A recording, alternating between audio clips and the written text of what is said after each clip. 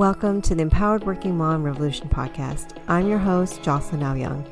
Our mission here is to amplify the stories of all moms so that they can be seen, heard, and supported in their motherhood journey, regardless of whether they're balancing motherhood with an external career or choosing to dedicate themselves fully to motherhood.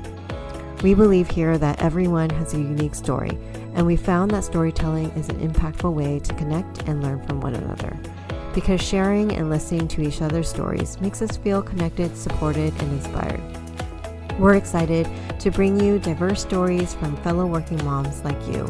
So grab your favorite drink, get cozy, and listen in to today's story to feel acknowledged, encouraged, and most importantly, that you're not alone in your experience as a working mom. Hey there, mamas. Welcome to another episode of the Empowered Working Mom Revolution podcast, where we are all about keeping it real here, about juggling motherhood, career, and everything in between, while also finding connection, belonging, and inspiration from each of our stories here on the podcast. And I want to take a moment to say thank you for just being a part of this community here on the podcast, being a listener, supporting this podcast and the mission of this podcast by submitting a rating and also your sponsorship and generous donations. So before we dive into today's episode, I want to give a special shout out to one of our listeners, Marielle. Thank you so much for your generous donation. Your support really helps us continue sharing diverse mom stories and ensures that every mom feels seen, heard, and supported no matter what their journey looks like. And you are part of helping us build this amazing community here on the podcast, one story at a time. Today, I'm super excited to have you listen to Grace Brelje's story because we are talking about career pivots, moving back in with the parents during the pandemic with kids. Yes, really. And that moment when someone finally asked her why she was always apologizing for being a mom at work. A little bit more about Grace. She leads the Global Leadership Coaching and Mentoring Centers at Salesforce, focusing on enhancing organizational capabilities, empathetic leadership, communication, and emotional intelligence. With her experience in sales, service, recruiting, and HR across various industries, her background as a coach, facilitator, manager, yoga teacher, and parent shapes her approach in working with others. She is a certified professional coactive coach, certified action and learning coach, associate certified coach with the International Coaching Federation, and the member of the Asian Women Coaching Collective. So get cozy, grab your favorite drink of choice, whether that's coffee, tea, or wine. It's happy hour somewhere, right? And find a quiet corner and just settle in and listen in to this story today from Grace Brelje. Without further ado, let's dive in. All right. Hey, everyone. Welcome to another episode here on the Empower Working Mom Revolution podcast. And I'm excited to invite my friend Grace. Welcome to the show. Yay! Yay. So we're going to just dive right in. And I just want to hear about your, a significant moment in your life, whether that's in your personal life or professional life. And what lessons did you learn from that significant moment? Yeah. So there's one that always comes to mind for me, which is early in my career. I was backing up my boss, and I thought that it would be a great stretch opportunity for me. And then lo and behold, our company accidentally blew up part of a city. Yes, that was San Bruno, so the gas pipeline explosion. And I was backing up my manager at the time and got put on the customer task force. So we were assigned to families who had been impacted by the explosion. And it was just such an eye-opening experience for me that literally anything could happen to you in the blink of an eye. And it just made me realize Like, what am I doing with my life? If something happened to me and I died right now, or I had to, kind of reshift all of the stuff that's important to me in my life, would I be happy with what I'm doing? And so at that point in time, it made me really think about like, what is the impact that I want to have in this short life, maybe that I have on this earth? And it really made me think about what I want to do and how I want to help other people. And at that moment, it was really more of like an employee focus. Like I really wanted to be able to help employees so that they could be happier at work, and maybe work doesn't have to suck so much, right? Because there's some Yes. people who really don't enjoy work, but I'm one of those weirdos who actually loves working. Yeah. So that was kind of this weird thing that popped up for me. It's like, I want people to enjoy work more because that's where we're spending most of our time. And that led to me making a really big career pivot at that point in time. So moving out of kind of sales, customer facing roles into more of a recruiting and HR focus. Oh wow. That I remember that moment and hearing about that. Now knowing that that's your significant moment, how that really changed the trajectory of like purpose in life. Yeah. Yeah. I kind of just stuck there at that company and got a pension and, existed, but it wasn't enough for me. Yeah. Yeah. How is it that it has played out now? Because I know you've been in your work now, right? Like how, like where that's when that was your pivotal shift. And how do you feel now that you made that shift? Yeah. I feel like that was a turning point. I could have, I know some folks that are still at that company, and that's fine. It works for some people. And I think for me, it really helped me to learn and grow and push myself to do things that I've never done before. I hadn't been in recruiting or HR. I hadn't been in a learning and development role. I hadn't been a coach before. So I think that helped me to build more resilience, I guess, like for Mm. any just crazy moments that happen. Because, when you're at work or even at home, it can feel really chaotic sometimes. And then I remind myself, like, we're not blowing up a city, like, nothing crazy is happening. It's going to be okay. So it just kind of helps keep my perspective in check when I'm feeling like there's a lot going on. Yeah. That change though, like you said, that takes risk, right? Because you're like, Hmm. I've never done that. Like, how did you muster that? I don't know. I must have taken courage just to make that shift. It did for kind of different reasons. Like it Mm. did because, my parents' idea of work and a career is like you go somewhere and you settle in. Right? You're there for, I don't know, however many years, and you have loyalty and Mhm. security and stability. And that was really important to them. And they really wanted that for me. And so it was kind of, I don't know, a little heartbreaking for them that I Mm. chose to leave that company and go into the startup land and be in this really volatile environment. And so I guess the maybe more courage for me was like almost kind of standing up to my parents, Oh, you know? interesting. Not Yeah. like not like I was really standing up to them and not that they could do anything about it, but just having to take a stand and say and be confident in myself that this was something, a career path that I really wanted to pursue. And yes, it might look different than what they wanted from me, but at the end of the day, I was the one who would be doing that work. I'm the one who's going to be at work all those hours, not them sitting in my place.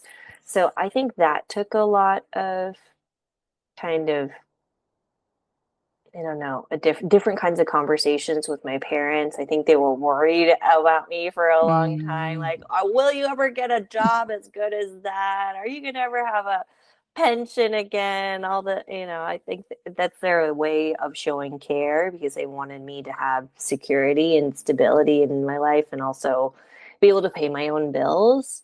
Yeah. And even I think up to a few years ago, they would still ask me, like, you could always go back. Do you want to go back? Like they have pictures of newspaper clippings of me from when I worked at that company doing Hmm. volunteer work or I don't know, doing stuff in the Asian community. And so I don't know, something about me working there was really like a highlight for them.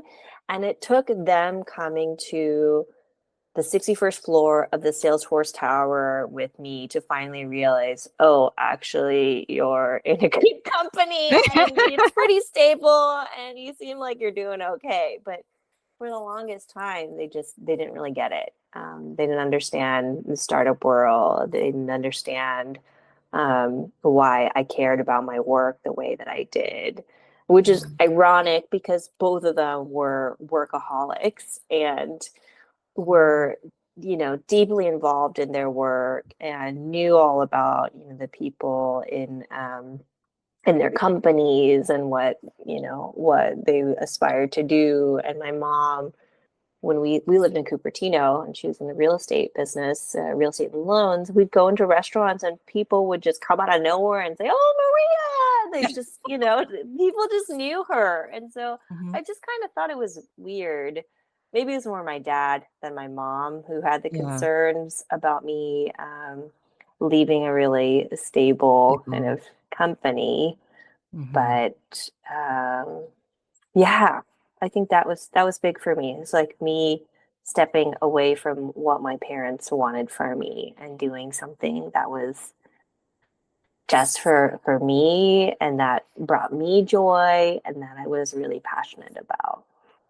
That is huge on two things that is you sharing. One is like you trusting yourself in the choice that you made, but also like I hear like the respect and for your parents, like knowing like this is why they were probably asking those questions. Like it was all out of care, but like as a, Asian American, Yeah. that must have been hard. Like that must have been, I could see you're like, no, it was the courage actually to talk with my parents about it and, with the decision that I made. And man, I could feel that like you feel like a little kid again. Like, Yeah. you know, A little bit. Yeah. yeah. Yeah. Yeah, but that definitely I can see how that builds resilience for you, like in just that whole moment, right? That made you think about your purpose and then make that shift and then have that courage to stand on your own choices, Hmm. knowing what your parents were I'm going to put in air quotes worried about. Okay. Yeah. Right? um how is I guess I'm curious to know like in terms of challenges, were there any challenges with that, experience of that significant moment, or are there challenges that you have experienced separate from that significant moment that you've, had, and how did you navigate through any, a challenge that you had? Hmm. I mean, I think the challenge from that moment was going and navigating into a field of work that I hadn't actually gone to school for directly, HR Mm, or recruiting or more of that people space. I'd gone to school, college for business, which was pretty broad and more so on the marketing side of the house. So mhm, I felt like I had to prove myself when I was getting into mm, that field. I was passionate about that space and I really wanted to do well and do well by the employees and the companies that I was working for. And so the challenge for me was trying to figure out how do I even get educated about this space, which can be, there's compliance in HR and regulations. And I, as a recruiter, as a networker, I've never been afraid to just reach out to people And so that was like a big challenge for me. It's just making sure I actually felt confident about the work that I was doing, and being knowledgeable. So I kind of built up my community of HR people in the startup world that I could lean on, get best practices from, get recommendations for vendors, partners, lawyers, like all of that stuff. And that I think was probably for the first few years of me moving into that space where I focused was just trying to make sure I was doing my due diligence because I Mm, didn't want to do a disservice to the company and the employees by putting policies or putting things in place that did not make sense for the yeah. company. Yeah. So I think the college that I went to, that we had this, I don't know, this motto of learn by doing. And so that always seemed just sort of normal to me. It's like, okay, if Mm, I don't know how to do the thing, let me go figure it out. But at the same time, I want to make sure I'm not just randomly Googling something and saying, all right, that must be it. Like I would do a lot of research to make sure I understood how you structure a benefit plan, a compensation plan, all of that stuff, and talk to other people in similar sized companies or industries to make sure we were doing, we were sort of aligned. And so I think that was the challenge for me, is like that proving myself, feeling like I knew enough. And that I think will just be, a learning or mm. development edge that I always have, is feeling, that I need to know more, or is it enough? Like, how much more stuff do I need to do to feel like I've got it? Yeah. I find that like whenever I love this conversation because I know that there's a lot of working moms who are probably contemplating a career switch, right? Mm-hmm. And, wanting to do something more purposeful or aligned with their values, right? And that is a challenge. There's this like, it's hard to switch industries, it's hard to switch careers. And Yep. so, like, I'm hearing like you utilize what you naturally are drawn to is finding people, networking, and building a community to help you navigate those challenges. And I also hear you like to prove yourself because I know as not just as like like a woman, a mom, a woman of color or Asian here, like the proving, like you mentioned, like, and what is enough? Like, Mm-hmm. how did you discover that for yourself? Because I know like we could prove all day long and it just like you feel like you're stuck on a hamster wheel. But I'm hearing that like you were able to find a way that like this was enough to help me get through this challenge. Yeah. So Um, yeah. I don't know that that journey is over. I feel like Oh, I'm still I love I'm that. still on it, but it's gotten better. Like I Okay. feel that I was much more of a perfectionist before. Mhm. And, in school you can cram, you can, put in more hours, but when you become a parent, you become a mom, like you literally just don't have enough hours in the day to do stuff. And I know originally when you had sent me the info for this podcast, you had said, maybe significant moment in parenting. Mhm. And I remember after I had my son, my first, I was having this feeling of, okay, I got to be really prepared. I had this big presentation I was doing the next day, after returning to work, while also trying to, keep up nursing, pumping, doing all that stuff. And I was literally nursing my son at 1 in the morning or something. And then I was on my phone looking at my presentation notes for the next day. And at a certain point, I was just like, what the F are you doing? Like, you just, like, what are you doing right now? You're like You're nursing and I'm all trying that. to, well, because there's the Yeah. whole thing about, okay, you got to be calm, you got to be Mhm. really just relaxed when you're nursing, and I could just feel myself getting tense and like not being in the moment with my son, and I just kind of was like, I can't do this. I can't be trying to do stuff at 140% with, Mm. well, I've got this little baby who he's only going to be a baby for so long.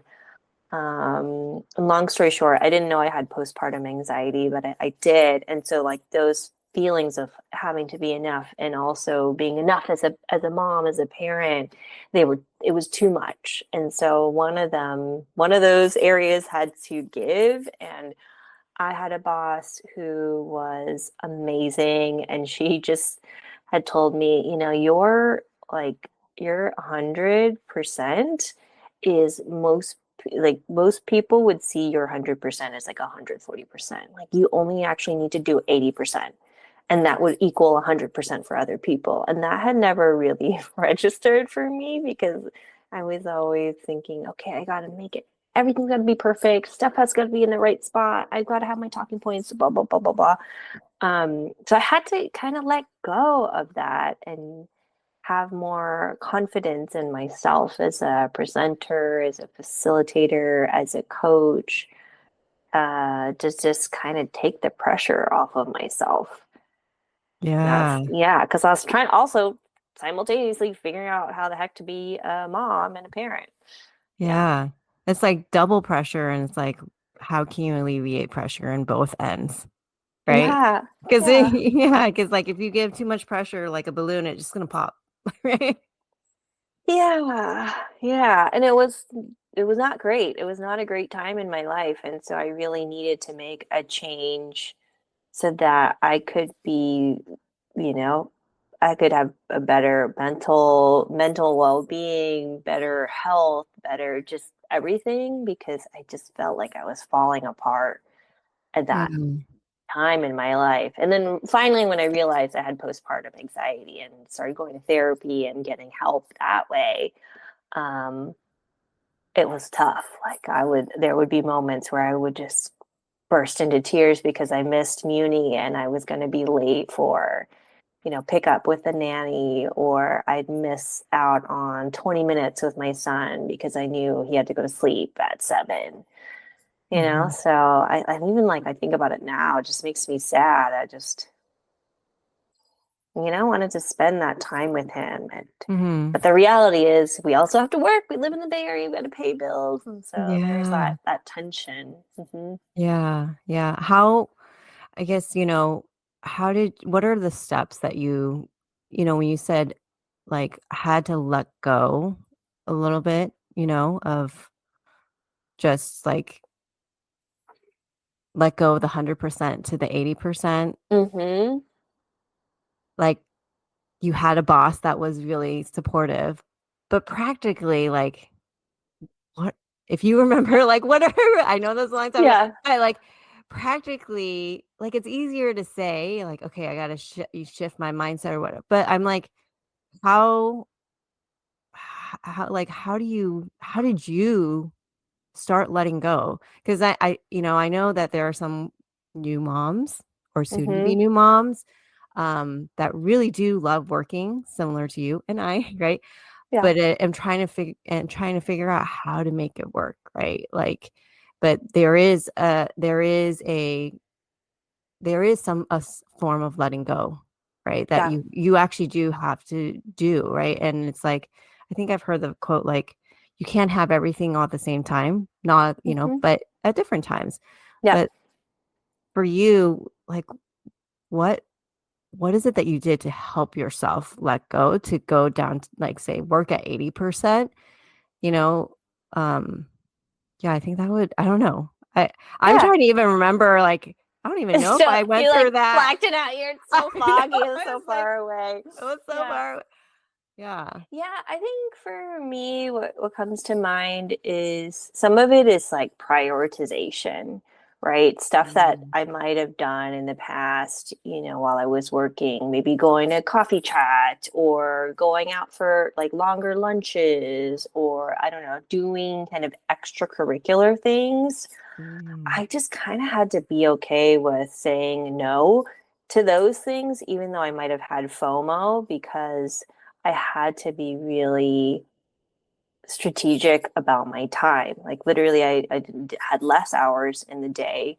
to be with my kids. So the hours that I did have, I wanted to make sure I was being really either productive at work or really present, right? So let's say if I had a presentation, I would time box how long I was going to work on the thing and make sure I had time set aside on my calendar to do it, and then a deadline for good enough.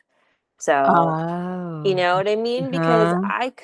I have kind of like a artistic creative background, so sometimes you just get so fixated on how stuff looks, and I just had to be okay with where stuff landed by the end of that time box that I had. And not that I'm gonna let things look like a piece of crap, but I Yeah. wouldn't just, get so worried or hung up on the wording, or is this thing exactly spaced the way that I think it should be. Just say, like, if it looks decent, fine, and that's that. I don't have time to I'm not going to spend another 2-3 hours at home, nitpicking on this thing.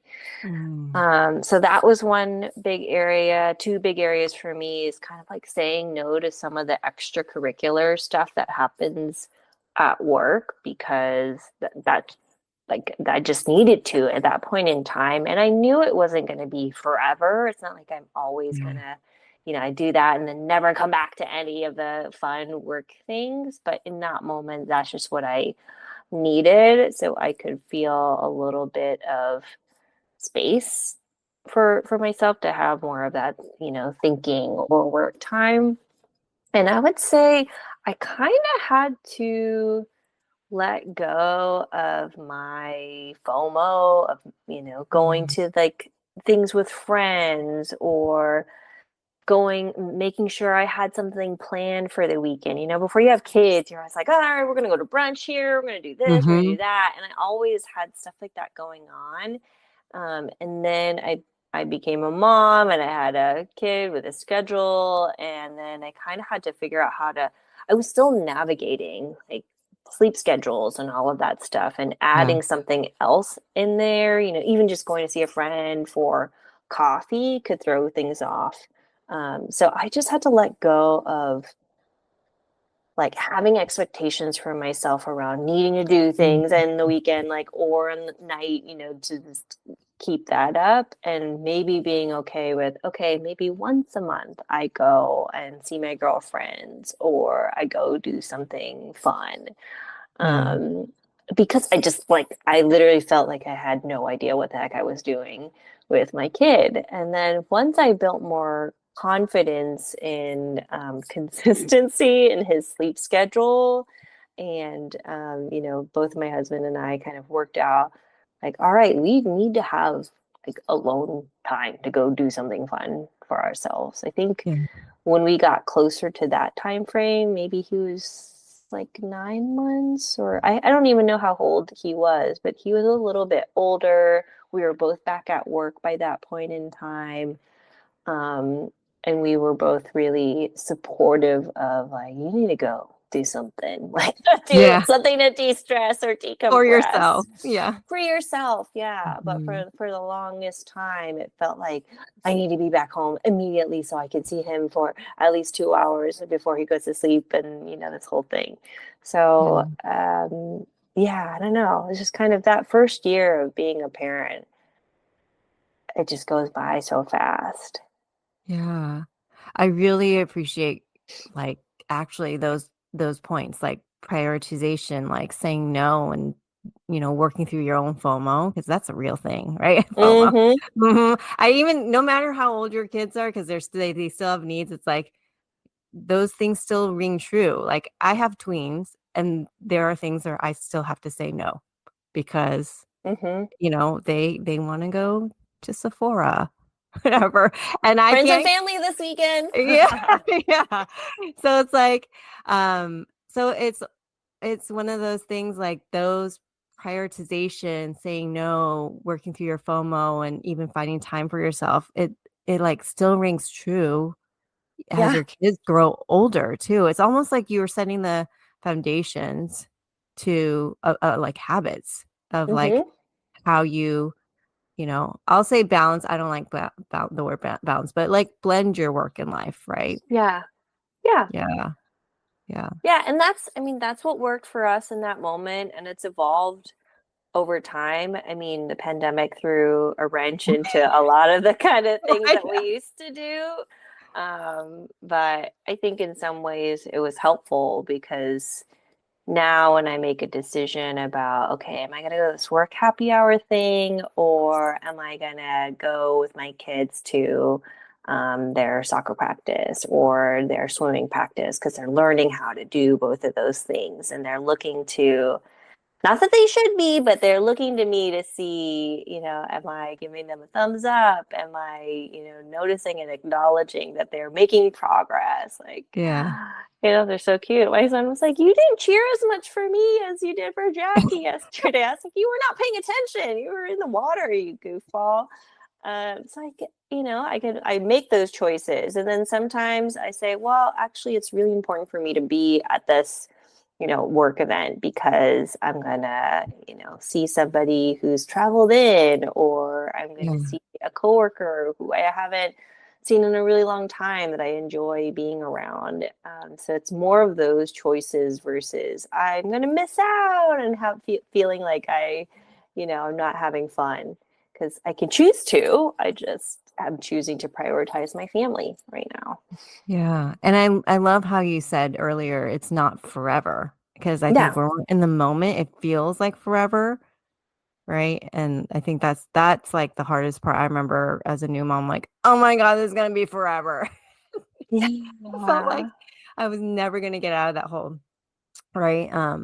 But I want to ask too, like, have you had experiences where you had like take a leap of faith? Like I know it sounded like you took a leap of faith in changing your careers.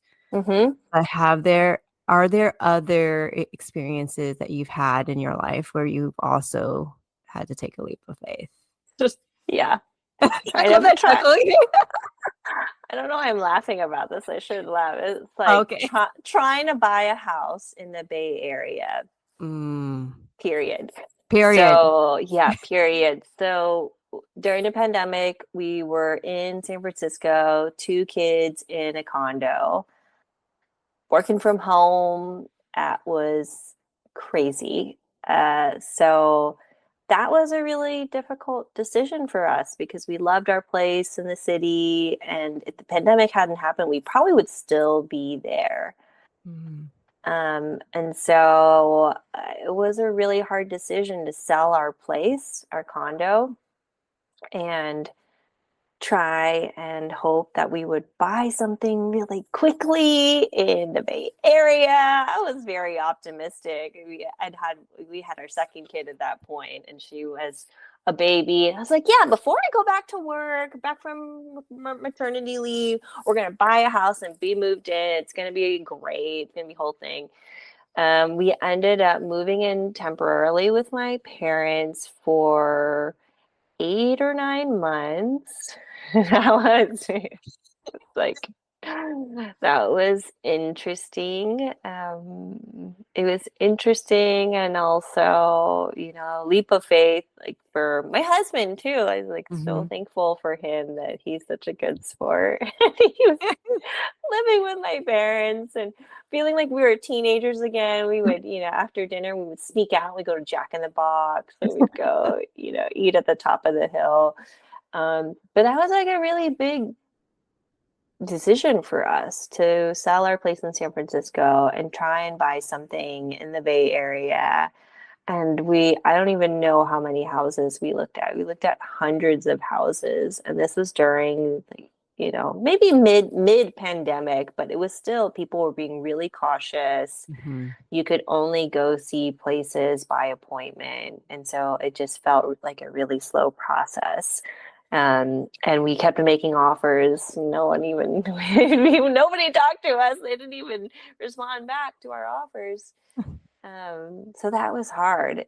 Living with my parents again, feeling like I was in high school, like we had to tiptoe around my parents, and then my husband was super stressed because we were in that, that space. Like he can't really relax. Like Yeah. I was fine because it's my parents. I'm comfortable with them, but for him, it was a little bit different. So that was like a challenging time for us, navigating, my parents also trying to help out with the kids, but Mm. they have a different parenting style than we do, Hmm. and just kind of clashing with them when that would happen. And I think I was hormonal. We moved in, and the first week I was like, we are freaking moving out of here. I can't. We need to find some other random place to rent, and this is not going to work out. I was just, yeah, like I just wasn't used to being around my parents, and I had to get when I went back to work, I had a coach, and I was working with my coach, and she had this funny thing where she's like, I know you're getting really frustrated, but this is your parents' way of showing concern. And it might be different than how you might show concern, but how might we think about what it is they're trying to do here? What's a more positive, generous interpretation of what they might be doing? Um, and that I think really helped me get through True. that Mm. time with my parents, because in the beginning, I kind of felt like they were judging me as a mom, and they were trying to tell me what to do. I felt like I was in high school again. I'd Yeah. sneak out to eat the things that I wanted to, and whatever. And so it ended up being fine. And it was this really great experience for my mom, because she had always wanted to take care of, at least one of the kids when they were a baby, because they're more manageable at that time. And so she had almost a year, like close to a year, with my daughter, and being able to watch her. And we were, if I was missing her during a call, like during work, I could just go down and see her during lunch and then go back into my meeting. So it ended up being this really nice experience, because my kids are really close to my parents now. Wow. Who would have Yeah. known with that leap of faith that you took? Mm, yeah, I sure didn't know what was going to happen. And, luckily we finally got a house. So we found a place, and we love it, and it was perfect. And that's probably the reason that we didn't get all the other houses. But yeah, it was a big, big, big, hard decision for us. Yeah. That must have took a lot of like, because you were going into uncertainty, right? Yeah. You were going into uncharted waters in the middle of the pandemic and Yeah. living with your parents. So I love how there were some fruits that came out of it too. It just goes to show like when you take a leap of faith, like there are some great things that come out of it, even though Yeah. it sounded like it was pretty stretching at moments at times. Yeah, and I think that's maybe true of any change. It's always Mm, going to be uncomfortable in the beginning, and we always forget that is going to happen because we're going outside of our comfort zone, right? And mhm. so that's just normal. And once I started to see all the benefits of us, staying with my parents, like we could actually go out and do stuff if we wanted to. There's like 100% 24/7 babysitter, we could go to Target and hang out and do date night stuff with my husband. It was such once we got to that point, it was really nice. But in the beginning, we just sort of felt like we were trapped in my parents' house. Well, it goes to show how that shift makes the whole experience a total different experience from the start. Yeah, yeah. And that I don't know about you, but I find that like that's like a common or not common or like a repetitive cycle with any change. Like it's Hmm. super uncomfortable in the beginning, and at some point, if you choose Hmm. make that shift or see it in a different perspective, it changes your whole experience of the experience. Yeah. Yeah, yeah. So I love hearing on this. Is awesome. I love doing these recordings because I get to know everyone on a deeper level, and just hearing, what you've been through. But as we're wrapping up here, what are some lasting words of wisdom that you want to share with our audience of working moms here? Working moms who work outside of the home, or even stay-at-home moms, because that's work too. Um, Hmm. This is one, I don't know why this has stuck with me, but it has. Because I used to, when I was nursing and still in the office, I would always apologize because I had to go pump, or I would have to apologize because I had to leave early to go for drop off or pickup or whatever. And then someone said to me, "Are you just gonna apologize for being a parent?" And oh, and it was just not said to be sassy or anything, but just yeah. really with like sincerity and care for me. I was like, what the F? What am I doing? Why am I apologizing? So now I don't, I just kind of claim it really boldly. Like, all right, I'm on drop off right now. That's why I'm calling in. Or I'm heading out. I got to do this. I don't want to apologize for being a parent, for being a mom, Mhm. because my family is number one to me. And so if people are going to give me crap about that, I'm going to give it right back to them. Love Because it. I don't want to be apologetic about choosing this life, Yeah. for me and what's important. So that I think is one big piece of advice. Like, you don't need to apologize for choosing the things in your life that are important to you, even if they might not be held in the same light for someone else. Ooh, love that. I wish someone had told me that when I first became a mom, because you do Hmm. feel like you need to apologize, because it feels like, I'm putting in air quotes, everyone. It feels like Mm-hmm. you're inconveniencing someone else, right? Like and it's so backwards, because you're like, wait, no, I'm prioritizing my family. Yeah. Yeah, so I love that. Thank you so much for sharing those words of wisdom. And this is what's so great about like these stories, is because we can all learn from each other. So I love that you ended with those words of wisdom. Um, how can people connect with you if they want to connect with you? And then we're going to end with our mom moments in a minute. But how can people connect with you, Grace? Yeah. I'm not great at social media. I think the only platform I'm really kind of sort of active on is maybe LinkedIn. And I think you have my Hmm. handle. So Yeah. that would probably be the best place for people to find me. Awesome. Awesome. All right. You ready to play mom moments in a minute? Yeah, yeah, yeah, Okay. yeah, yeah, yeah. I'm going to give you 3 questions, rapid fire. Tell me your response to each Okay. one. All right. Here we go. Number 1, to have a moment of peace and quiet to yourself. Out of these places, which place would you choose? The bathroom, car, bedroom, or closet? Bathroom for sure is a door that locks. Yes. Same here.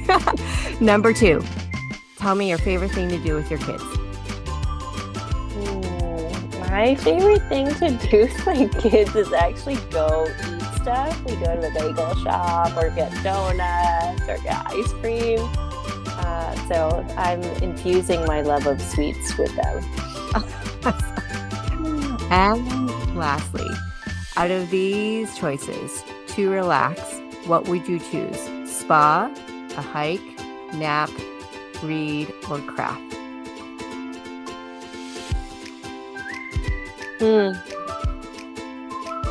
My default is reading. I read a ton.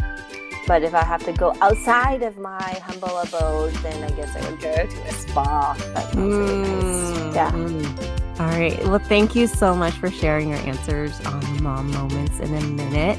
And thanks again for being a guest and sharing your story here on the podcast, Grace. Thanks for having me. It was so fun. Alrighty, moms, I hope you enjoyed and feel empowered and seen from today's conversation. Our mission here on the podcast is to amplify the stories of all moms so that you can be seen, heard, and supported in your motherhood journey, regardless of whether you're balancing motherhood with an external career or choosing to dedicate yourself fully to motherhood. and we would appreciate your support because your support matters. And here are 3 ways to support the mission of the podcast. First, you can leave a rating on Apple Podcasts so more moms can discover this podcast. You can select a star rating by scrolling down on the Empowered Working Mom Revolution show page in the Apple Podcast app. 2, you can write a review on Apple Podcasts so more moms can find a place of solace, comfort, and belonging through this podcast. You can do this by scrolling down on the Empowered Working Mom Revolution show page in the Apple Podcast app and tap Write a Review. And lastly, make a one-time donation to the podcast for as little as $7 or whatever amount feels best for you. You can click the link in the show notes to make a donation. We appreciate your support, and thanks again for listening in and joining me here on the podcast. I look forward to sharing with you another inspiring mom moment story next week. So until next Wednesday, moms, have a great day.